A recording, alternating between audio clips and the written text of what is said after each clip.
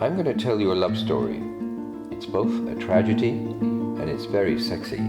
So for this piece, let's call him Jack, and for good measure, Jill will be his female interest.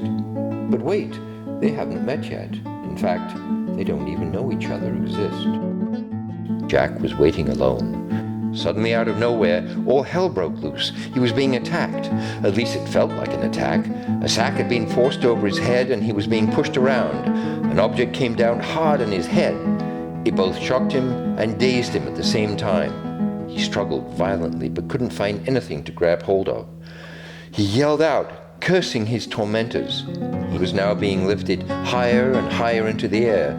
He could sense it. A new noise came to his ears as he hung slightly woozy in midair for a second, followed by a terrifying falling sensation into a nothingness that sounded empty, hollow, and cold. Jack had no idea how long he'd been lying there. He was looking upwards when suddenly, without warning, there was a confusing sequence of events that blurred into one long scene of scraping feet on the gravel outside, unintelligible voices, the yawning sound of metal on metal, flashes of light, and finally what seemed like a body landing very close to him. It didn't take but a few seconds and the new arrival began to stir.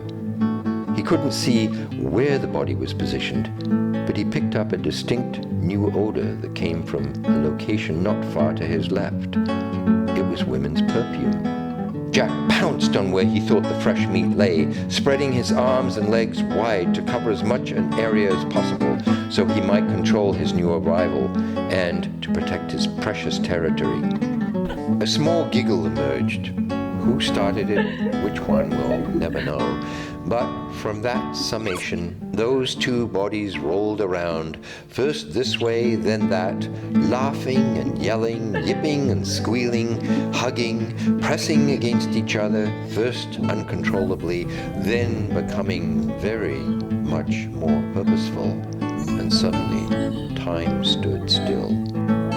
One passionate embrace followed another, lips upon lips, mouth upon mouth, now tongues, hair, skin, breathing, hearts beating, turning, tumbling, intertwined, desiring, tensing, each movement an epic feeling toward that penultimate. A mixture of human flesh and perspiration upon whatever lined their idyllic bed. The evil young hooligans out there kept up the taunting remarks after they had come back from a quick reconnaissance around the building to see how it would be best to step up this undeclared war. Their plan was risky and daring. One of them would throw the on switch and set the huge machine into a working mode. The ensuing cacophony that took place over the next 90 seconds was beyond belief. It's all too much. What could have been a great love story has now been totally destroyed and nobody will ever know anything about it.